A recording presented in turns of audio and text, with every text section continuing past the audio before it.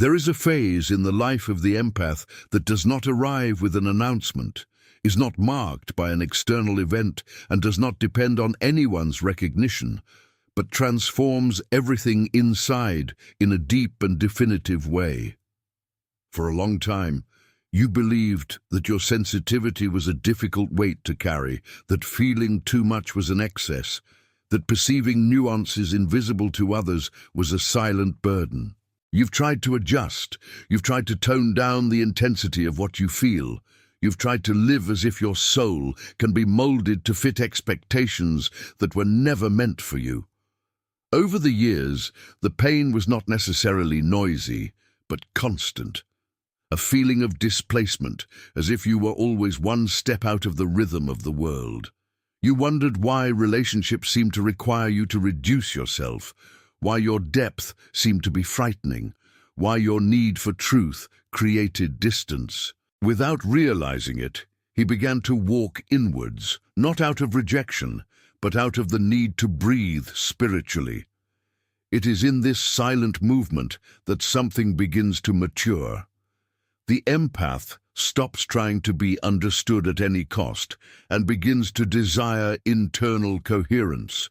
The old identity, built to survive emotionally, begins to lose strength. That version that always gave in, that always understood, that always absorbed, no longer sustains the very consciousness that is awakening. Carl Jung described the journey of individuation as a rare path, a process in which one must cross one's own shadow to become whole. Few reach the end because few can bear to let die that which no longer represents their truth. And it is exactly at this point that the last phase of the empath arises, a phase that is not about being more sensitive, but about being more whole. It is not about feeling more, but about finally integrating what has been felt. When Sophia awakens, there is no external explosion, there is alignment.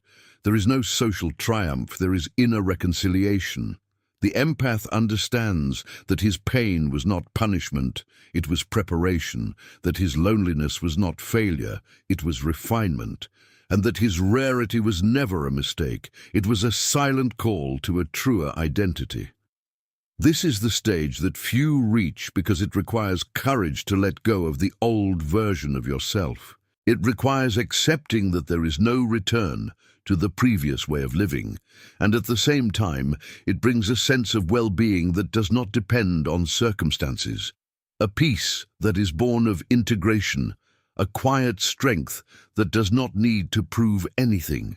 If you feel that you no longer fit into the old skin, maybe you are not lost. Maybe you are exactly on the threshold of this last transformation. The silent pain that prepared his transformation. The journey of the empath never began with visible strength, it began with sensitivity. From a very early age, there was a different perception, a deeper way of feeling the environment, the people, the silences between words. While others reacted only to what was said, you noticed what was hidden. While many moved on after a conflict, you kept processing, reflecting, trying to understand invisible layers. This difference did not seem like a gift. It felt like a burden. There was a constant feeling of being slightly displaced, as if his soul was on another frequency. You tried to adapt. I tried to be lighter, less intense, less deep. He tried to laugh when everyone laughed, to ignore what bothered him, to pretend that certain attitudes did not touch so deeply. But inside, something always remained on the lookout. This constant attention generated fatigue, not a physical fatigue, but a silent, emotional exhaustion. The feeling that you were always absorbing more than you gave back, always understanding more than was understood, always offering more than he received. And even so, she continued to believe that she needed to improve, that she needed to adjust, that perhaps the problem was in her sensitivity. This is where the pain of the empath becomes invisible. It is not a dramatic pain. It's not something that others easily notice. It's a soft sadness, a discreet loneliness, a recurring question that echoes inside. Why do I feel different, even though I'm surrounded by people? Over time, you began to withdraw, not because of rejection, not out of bitterness, but out of the need for silence. The world seemed too high, too superficial. The collective haste began to sound strange for someone who had always sought depth. This recollection has been misinterpreted, perhaps even by yourself. It seemed like weakness. It seemed like an inability to adapt, but in fact, it was the beginning of something bigger. Carl Jung said that the process of individuation requires a distance from the collective, an inner dive where the person begins to confront his own truth. The empath, without knowing it, was already on that path. The pain that seemed like punishment was preparing you for a transformation that could not happen as long as you were fully identified with external expectations. Every disappointment, every sense of not belonging, every night of quiet reflection was shaping a deeper consciousness. You were learning to realize your own limits. He was beginning to notice that his sensitivity was not weakness, but refined perception. He was understanding that his loneliness was not abandonment, but transition. The pain, which once seemed just suffering, slowly began to reveal its purpose. She was separating you from illusions. It was showing where you annulled yourself. It was pointing out where you were trying to be accepted at the expense of your own essence. This phase is fundamental because it is in this phase that the empath begins to realize that he can no longer live only to maintain external harmony. A discomfort arises that does not allow a return to the old pattern. You start to feel that something inside you is maturing, even if it brings disconnects all around. The silent pain didn't come to destroy you. It came to separate what is authentic from what is adaptation. She came to prepare the ground for a new identity, and that is why few advance beyond this point. Many prefer to go back to the old pattern because it is known. But the empath who continues feels that there is no longer any way to ignore his own conscience. Something has already awakened. Something has already realized that the old way of living no longer holds the truth within. This is the first big test. It is not external. It is internal. It's accepting that the pain wasn't in vain, that it was preparing you for something bigger than simply fitting in. She was preparing you to become whole, the end of the old identity and the beginning of liberation. After a long period of silent pain, there comes a moment of clarity. It is not a sudden snap, but a gradual understanding that begins to rearrange everything inside.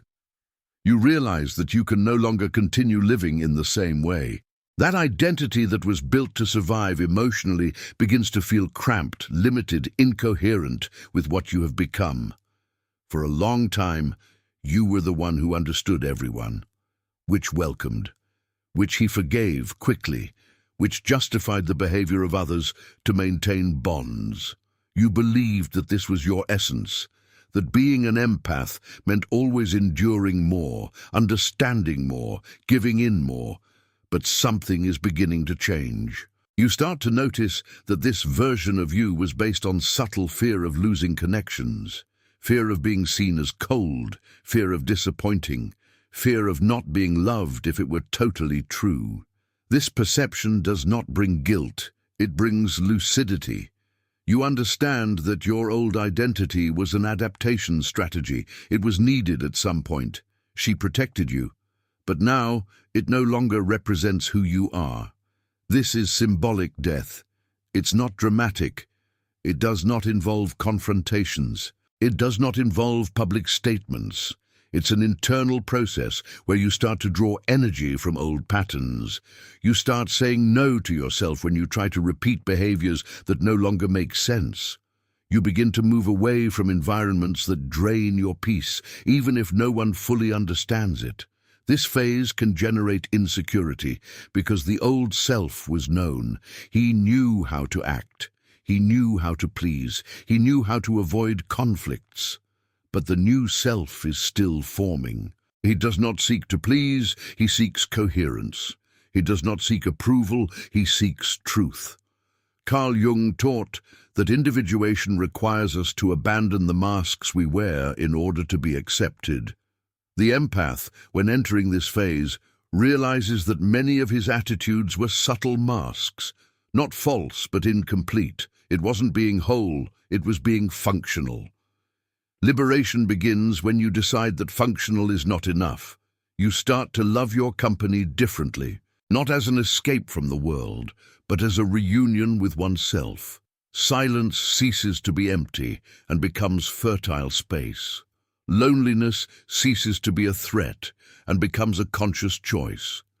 The old identity loses strength because you no longer identify with it. There is no hatred for the past. There is gratitude. That version did what it could with the conscience it had. But now you've grown up, and growth requires internal goodbyes. Farewells to standards, farewells to beliefs, farewells to the constant need to be needed. This is the point at which many retreat, because it means giving up relationships based on emotional dependence. It means accepting that not everyone will follow your transformation. It means tolerating the discomfort of being seen as different.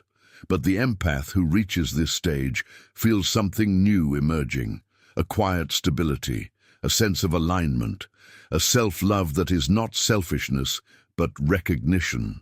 You begin to understand that you don't have to diminish yourself to be loved, that its intensity does not need to be edited, that its depth doesn't need to be hidden. The old identity dies not because it was weak, but because it was incomplete, and in the space it leaves, something more solid begins to be born, something that does not depend on the external gaze to exist, something that is sustained by inner integration. This is the transition to the last phase, a phase that few reach because few accept to let those who are no longer die. But when you accept it, liberation ceases to be a concept and becomes an experience. And you begin for the first time to feel like you're living from the inside out. The integration of the shadow and the awakening of the silent force. After the old identity begins to dissolve, the empath enters a territory that he previously avoided without realizing it. It is not an external place, it's internal. It is the space where the emotions that he has always tried to keep under control so as not to hurt anyone, not to seem excessive, not to become what he himself feared. For a long time, the empath believed that his mission was only to be light, to be understanding, patience, welcoming. He prided himself on not holding grudges, on always trying to understand the other, on keeping his heart open even when it hurt. But there was something that was left behind in this process, his own shadow. Carl Jung taught that no one becomes whole by denying parts of themselves. The shadow is not evil. The shadow is everything that has been repressed to maintain an acceptable image.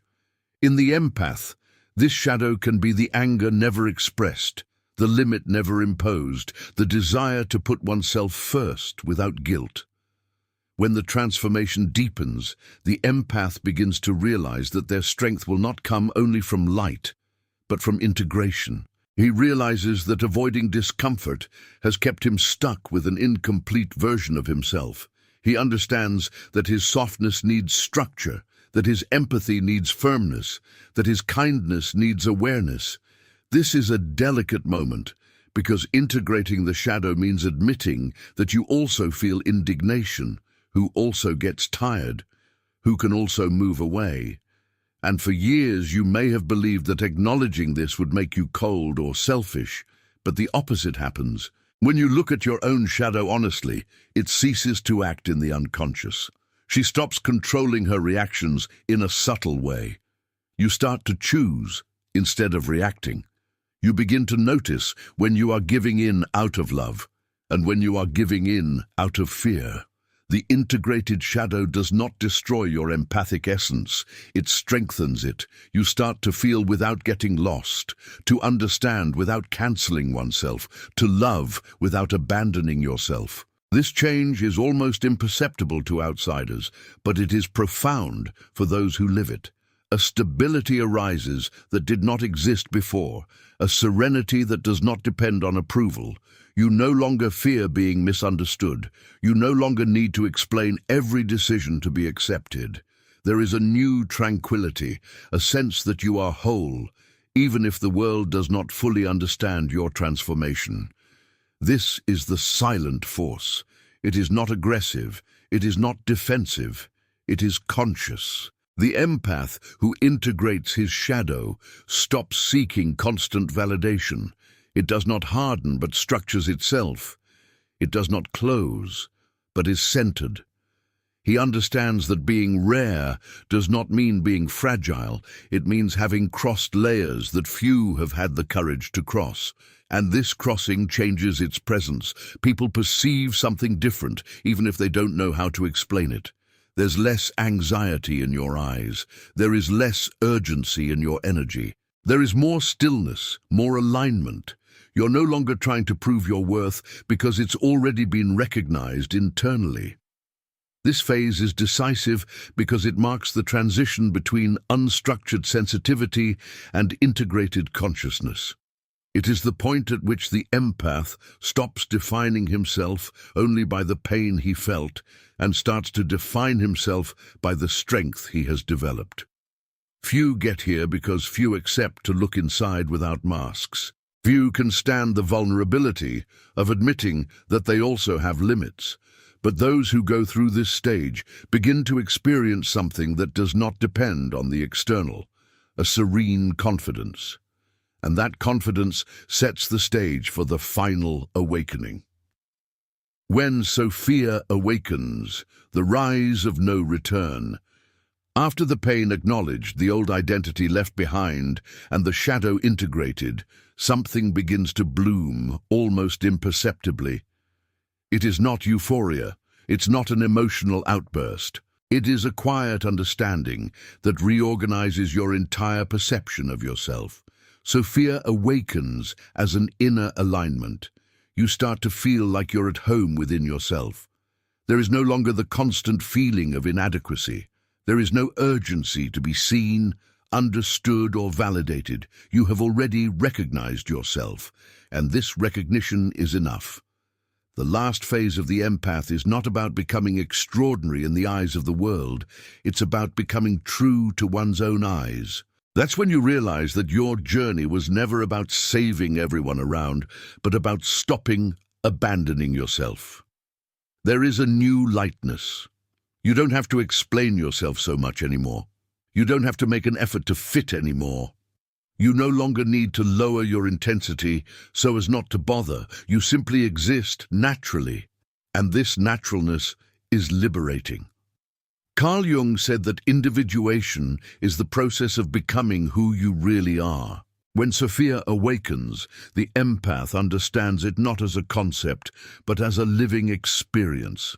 He realizes that everything he has experienced, including pain, played a role in building this awareness. The loneliness that once seemed like exclusion is now a conscious choice. It is not isolation out of fear, it is silence out of clarity. You don't avoid people out of resentment, but select environments by alignment. You do not close your heart, you only offer it where there is true reciprocity. And most importantly, you begin to love yourself in a mature way. It is not a love based on empty affirmations. It is a love based on inner respect. You respect your boundaries, respect your rhythm, respect your sensibilities. You stop treating yourself like someone who needs to be fixed. This is the silent ascent.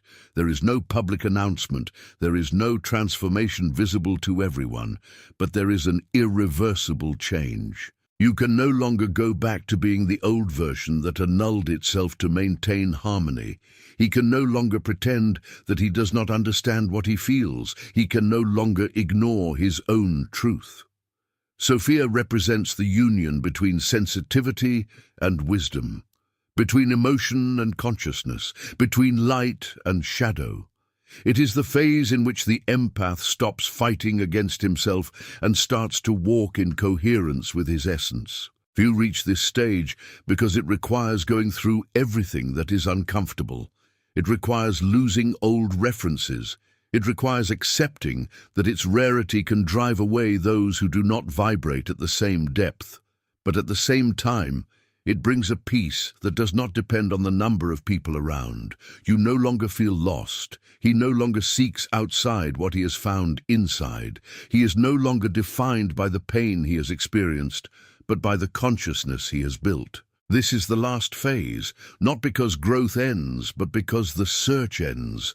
You're no longer looking for who you are, you know. And when the empath knows who it is, there is no return to the old state of confusion. There is only continuity, maturity, and a quiet presence that inspires without having to convince. If you recognize yourself at this stage, it may not be a coincidence. Perhaps your own Sophia is already awakening. And when it awakens, you don't become someone different. You become whole,